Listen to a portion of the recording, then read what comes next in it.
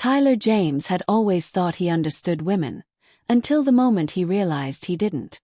It all started in a coffee shop on a rainy afternoon in Austin, Texas. Tyler was 31, sharp in a button-down shirt and faded jeans, tapping on his laptop with his usual confidence. His life was, by most standards, smooth. He had a decent job in digital marketing, a modern apartment, and he was dating a woman named Rachel. She was smart, sweet, and fun to be around. But lately, Rachel had become distant, cold, almost uninterested.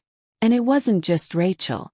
Tyler had noticed the same pattern with every woman he had dated. Things would be amazing at first. They'd laugh, talk for hours, and text constantly. Then, weeks or months in, the energy would shift. Conversations would become shorter, eye contact less intense, and suddenly, he was the one doing all the chasing. That rainy afternoon, as Rachel texted him yet another vague excuse for canceling dinner, Tyler looked up from his phone and asked himself the question that had been quietly gnawing at him for years. What am I missing? That's when he met Linda. Linda was in her late 40s, sitting 2 tables away with a mug of black coffee and a stack of psychology books. She looked like someone who had seen the world and lived to write about it. Tyler didn't usually initiate conversations with strangers, but something about her energy was different. Grounded, no nonsense. "Excuse me," he said, standing up and walking over. "Are you a psychologist?" Linda looked up. "Retired. Why do you ask?" "I need to understand women," Tyler said with a sheepish smile. "Because clearly I don't." Linda laughed, a short, kind laugh. She closed her book, gestured to the seat across from her and said, "Sit down. You're not the first man to ask that. And probably not the last." Over the course of that conversation, and the ones that followed in the coming weeks, Linda shared with Tyler 6 truths that would change his understanding of women forever. And as Tyler applied them, his relationships, romantic, platonic, and even professional, shifted dramatically. The first secret Linda told him was simple yet powerful. A woman's mind is dynamic.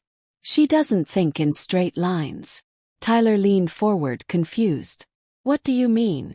"Men are often linear in thought," she explained. "A problem comes in, you analyze it, then act. But women tend to process emotionally first, then intuitively, and then logically. So when a woman is upset, asking her, 'What's the solution?' can feel dismissive." That clicked for Tyler. He remembered all the times Rachel had tried to express something emotionally, and how he had jumped in to fix it without understanding it. He'd unknowingly invalidated her emotional experience. "She doesn't want you to fix it," Linda said. "She wants you to feel it with her. That's the connection." That night, when Rachel called to talk about her stressful day, Tyler didn't interrupt. He didn't offer solutions. He just listened. And when she cried, he didn't flinch. Instead, he said softly, "That sounds really overwhelming. I can see why you feel like that." There was silence. And then Rachel whispered, "Thank you for not trying to fix me." That was the moment Tyler knew Linda wasn't just theorizing. She was right. The second truth came a few days later. A woman often tests a man, not to manipulate but to feel safe. Tyler frowned. "Tests? Like how?" Linda smiled knowingly. "She might tease you, challenge your opinion, or delay texting back. Not because she's playing games, but because she needs to know if you're consistent. Can you handle her without collapsing emotionally? If you can't hold your own energy, she won't trust you with hers." It hit him like a lightning bolt.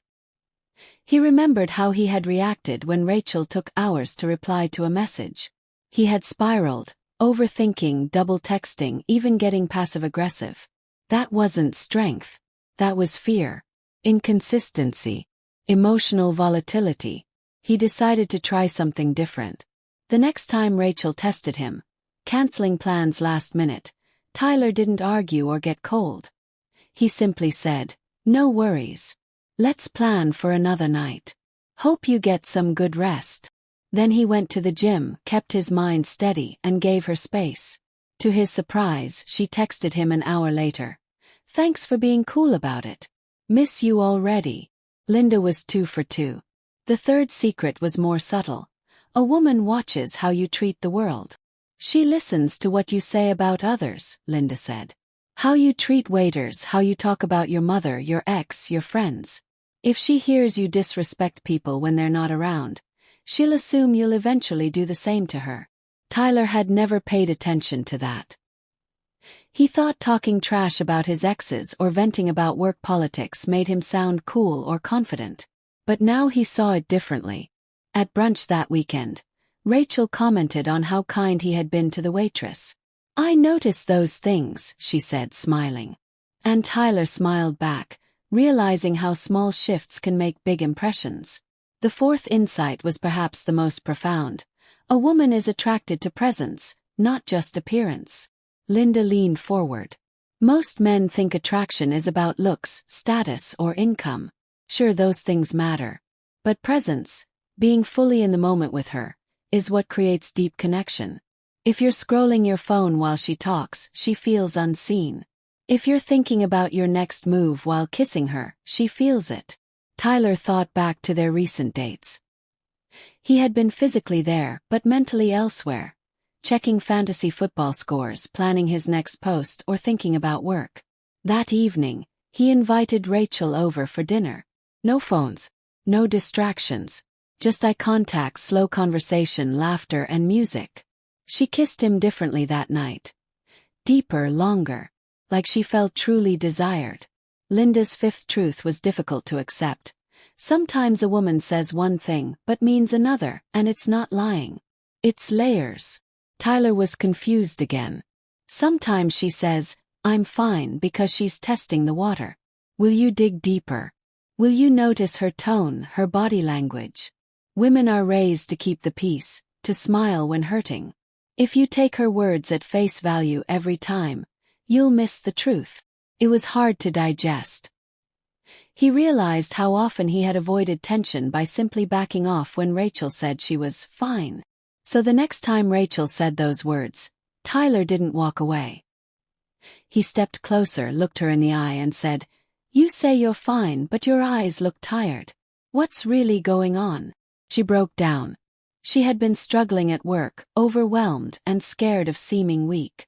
That night, they talked until 3 a.m. It was the most honest conversation they had ever had. Finally, Linda gave him the sixth and most sobering secret. A woman is not your reward. She's your reflection. What does that mean? Tyler asked.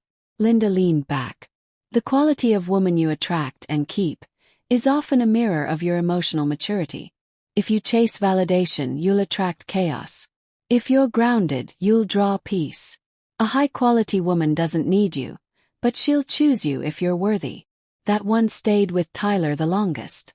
He stopped chasing attention, stopped seeking approval. Instead, he began working on himself, his confidence, his purpose, his emotional intelligence. He started journaling, reading, working out for the joy of it, not for Instagram likes. He spent time with people who